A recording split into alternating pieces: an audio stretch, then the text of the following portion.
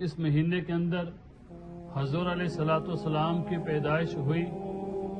اللہ تعالیٰ نے حضور علیہ الصلوۃ والسلام کی خاطر ہی یہ کل کائنات بنائی ہے۔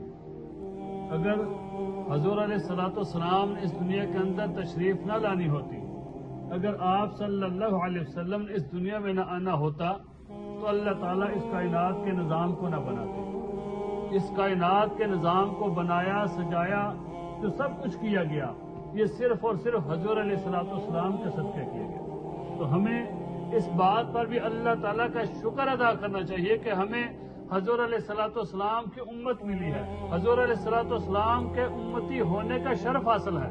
ہمیں اس بات پر اللہ تعالیٰ کا شکر ادا کرنا چاہیے۔ ہمارے پاس تو وہ پیارے پیغمبر ہیں، اللہ تعالیٰ نے ہمیں وہ نبی عطا کیے ہیں کہ جن کے صدقے اللہ نے کل کائنات بنائی ہے۔ ایسے پیغمبر کے جن کے لیے پہلے انبیاء دعائیں کرتے رہے کہ یا اللہ ہمیں وہ نبی عطا کر، یا اللہ ہمیں وہ نبی عطا کر، ان کے لیے دعائیں کرتے رہے، لیکن اللہ تعالیٰ نے ہمیں بن مانگے حضور علیہ الصلوۃ والسلام کی امت میں پیدا فرمایا۔ اس بات پر ہمیں اللہ تعالیٰ کا شکر ادا کرنا چاہیے، اور ہمیں اپنے اخلاق حضور علیہ الصلوۃ والسلام کی طرح بنانے چاہیے، جس طرح ہمیں حضور علیہ الصلوۃ والسلام نے اپنے اخلاق اپنائے ہیں اور ہمیں حکم دیا کہ اس کے اوپر چلنا چاہیے۔ آج کل ہم بات تو یہ کرتے ہیں کہ غلامی رسول میں موت بھی قبول ہے، لیکن ہم غلامی رسول میں ایک بھی حکم ماننے کے لیے تیار نہیں ہوتے، رسول اللہ صلی اللہ علیہ وسلم کا حکم نہیں مانتے۔ اگر ہم اپنی زندگی کو حضور علیہ الصلوۃ والسلام کے حکم پر ڈال دیں تو یاد رکھیں کہ پوری انسانیت کامیاب ہو جائے، لیکن ہم حکم کی خلاف ورزی کرتے ہیں، رسول اللہ صلی اللہ علیہ وسلم کی سنت سے روگردانی کرتے ہیں۔ اگر ہم اپنی زندگی کو سنت کے اوپر چلائیں تو ہمیں اتنے فائدے ہوں گے کہ ہم سوچ بھی نہیں سکتے۔ صرف ایک سنت کے اوپر عمل کرے تو کتنے فائدے ہوتے ہیں۔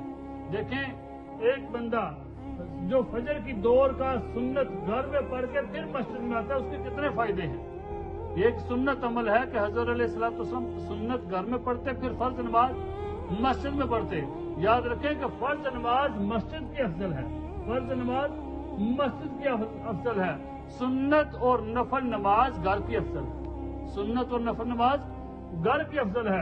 اور حضور علیہ الصلوۃ والسلام نے حدیث کے اندر ارشاد فرمایا، جس کا مفہوم یہ ہے کہ جو بندہ دور کا سنت فجر کی گھر میں ادا کر کے پھر مسجد میں جا کے نماز پڑھتا ہے، اللہ تعالیٰ اس کو 3 فائدے عطا کرتے ہیں۔ کتنے فائدے؟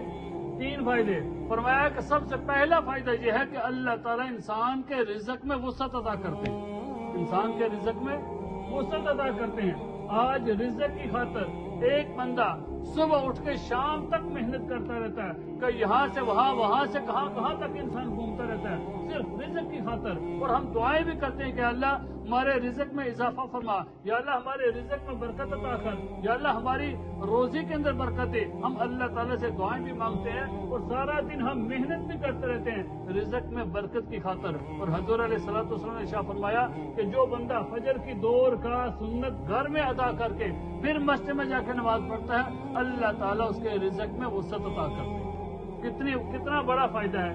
دوسرا بڑا فائدہ، رسول اللہ صلی اللہ علیہ وسلم نے ارشاد فرمایا کہ جس بندے نے فجر کی دور کا سنت گھر میں ادا کی پھر مسجد میں جا کے نماز پڑھتا ہے، اللہ تعالیٰ اس کے گھر کے اندر لڑائی جھگڑے کو ختم کر دیتے ہیں۔ دیکھیں، گھر کے اندر اگر لڑائی جھگڑا ہو تو بندہ کتنا بے سکون ہوتا ہے، اور سکون کی خاطر انسان کتنی ٹیبلٹ لیتے ہیں، گولیاں لیتے ہیں کہ ہمیں کسی طرح سکون مل جائے، ہمیں کسی طرح سکون مل جائے، ہمارے دماغ کو تھوڑا آرام مل جائے۔ آرام کی خاطر، سکون کی خاطر آدمی کیا کچھ نہیں کرتا، اور گھر کے لڑائی جھگڑے ختم ہو جاتے ہیں۔ گھر میں اگر لڑائی جھگڑا ہو تو بے سکونی رہتی ہے، آدمی کتنا بے سکون رہتا ہے، لیکن اگر گھر کے اندر سکون ہو، کوئی لڑائی جھگڑا نہ ہو، فساد نہ ہو، تو کتنا آدمی آرام کے اندر ہوتا ہے۔ تو ہمیں کس چیز سے فائدہ ہو رہا ہے؟ رسول اللہ صلی اللہ علیہ وسلم نے ارشاد فرمایا کہ جو بندہ فجر کی دور کا سنت گھر میں ادا کرتا ہے پھر جا کے مسجد میں نماز ادا کرتا ہے، دوسرا فائدہ اس کو یہ ہوتا ہے کہ اللہ تعالیٰ اس کے گھر کے اندر لڑائی جھگڑے کو ختم کر دیتے ہیں۔ اتنا بڑا فائدہ۔ اور تیسرا بڑا فائدہ، جس کی ہر بندے کے دل میں تمنا ہوتی ہے، ہر بندے کے دل میں آرزو ہے، ہر بندے کی خواہش ہوتی ہے کہ کاش میری موت جو ہے نا ایمان پر ہوتی ہے نا تمنا، اور ہر بندے کی ہے اور ہونی بھی چاہیے کہ ہم مسلمان ہیں، بے حیثیت مسلمان ہمارا یہ ایمان ہے کہ ہمیں موت تو آنی ہے، موت تو آنی ہے، پھر ہم دعا کرتے ہیں یا اللہ جب ہمارا آخری وقت آئے، جب موت کا وقت آئے تو ہمیں کس پر آئے؟ ایمان پر۔ اس کے لیے ہم اللہ تعالیٰ سے دعا بھی مانگتے ہیں۔ رسول اللہ صلی اللہ علیہ وسلم نے ارشاد فرمایا کہ جو بندہ فجر کی 2 رکعت سنت گر بھی ادا کرتا ہے، اللہ تعالیٰ جب اس کا موت کا وقت آتا ہے تو اس کو موت ایمان پر عطا کرتے ہیں۔ کتنا بڑا فائدہ ہے۔ کوشش کرنی چاہیے نا کہ ہمیں فجر کی 2 رکعت سنت گھر میں ادا کر کے پھر بقیہ نماز 2 رکعت فرض کے لیے ہمیں مسجد میں جانا چاہیے۔ کتنا بڑا فائدہ ہے، صرف ایک سنت عمل ہے۔ تو اگر ایک سنت کے اوپر اتنے بڑے بڑے فائدے ہو رہے ہیں تو اگر ہم رسول اللہ صلی اللہ علیہ وسلم کی زندگی جس طرح اپنے گزاری سنت طریقے کے ساتھ اگر ہم اس طرح زندگی سنت کے مطابق گزاریں گے تو ہماری زندگی بدل جائے گی، ہمارے کتنے ہمیں فائدے ہوں گے ہم سوچ بھی نہیں سکتے۔ ہمیں اپنے اخلاق حضور علیہ الصلوۃ والسلام جیسے بنانے چاہیے۔ ہمیں آج جو ہم لوگ برداشت نہیں کرتے نا، کوئی چھوٹی سی بات ہو جائے ہم لڑنے مرنے پہ تیار ہو جاتے ہیں، ہم کہتے ہیں کہ ٹھیک ہے ہم دیکھ لیں گے تجھے۔ پچھلے دوسری ایک مسجد میں تھا، وہاں پر لوگ نماز کے بعد لڑنے کے لیے تیار ہو گئے، چھوٹی چھوٹی باتوں کے اوپر لوگ برداشت نہیں کرتے، برداشت ہی ختم ہو گئی ہے۔ حضرت انس رضی اللہ تعالیٰ عنہ فرماتے ہیں کہ میں 10 سال 10 سال حضور صلی اللہ علیہ وسلم کی خدمت میں رہا، میں نے آپ کی خدمت کی، کبھی 10 سال میں کبھی بھی مجھے حضور علیہ الصلوۃ والسلام نے اف تک نہیں کہا۔ 10 سال آج ہمارے گھر میں کوئی بندہ ملازم کام کر رہا ہو، ہم کیا کرتے ہیں اس کے ساتھ؟ چھوٹی چھوٹی باتوں کے اوپر اس کو ہم ڈانٹ دیتے ہیں، ہم اس کی کلاس لے لیتے ہیں کہ تو نے اتنا نقصان کر دیا، تو نے یہ کام کیا، تو نے یہ کیا۔ حضرت انس رضی اللہ عنہ فرماتے ہیں کہ میں نے 10 سال حضور علیہ الصلوۃ والسلام کی خدمت کی، 10 سال کے اندر کبھی بھی حضور علیہ الصلوۃ والسلام نے مجھے اف تک نہیں کہا۔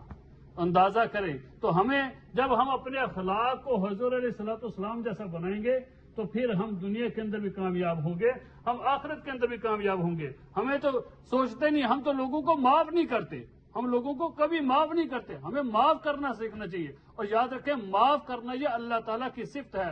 جب بندہ کسی بندے کو معاف کرتا ہے اللہ تعالیٰ کے سامنے جب پیش ہوگا تو اللہ تعالیٰ کہیں گے میرے بندے تو نے میری صفت کو اپنایا تھا، تو نے میرے بندے کو معاف کیا تھا، جا میں تجھے معاف کرتا ہوں۔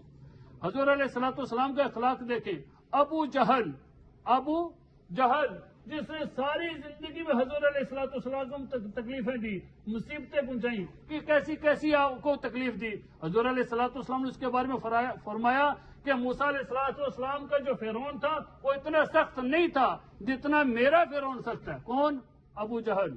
لیکن جب ان کا بیٹا اکرمہ مسلمان ہونے کے لیے آ رہا تھا، حضور علیہ الصلوۃ والسلام کو پتا چلا کہ اکرمہ مسلمان ہونے کے لیے آ رہا ہے، تو حضور علیہ الصلوۃ والسلام نے اپنے سارے صحابہ کو جمع کیا، فرمایا میرے پیارے صحابہ، ابو جہل کا بیٹا اکرمہ مسلمان ہونے کے لیے آ رہا ہے، ابو جہل کا بیٹا اکرمہ مسلمان ہونے کے لیے آ رہا ہے، تو یاد رکھنا کبھی بھی اکرمہ کے سامنے اس کے باپ کو گالی نہ دینا، کبھی بھی اکرمہ کے سامنے اس کے باپ کی بری بات نہ کرنا، کبھی بھی اکرمہ کو اس کے باپ کی جو ہمیں تکلیفیں پہنچائی ہیں کبھی بھی ان کو یاد نہ کروانا۔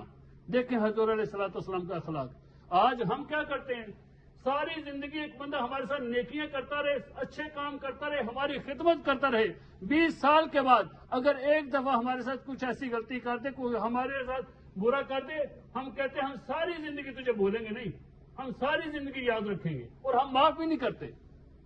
اس شخص نے، ابو جہل نے، ساری زندگی میں حضور علیہ الصلوۃ والسلام کو طرح طرح کی تکلیفیں دی، لیکن حضور علیہ الصلوۃ والسلام کا اخلاق دیکھیں کہ آپ نے فرمایا میرے صحابہ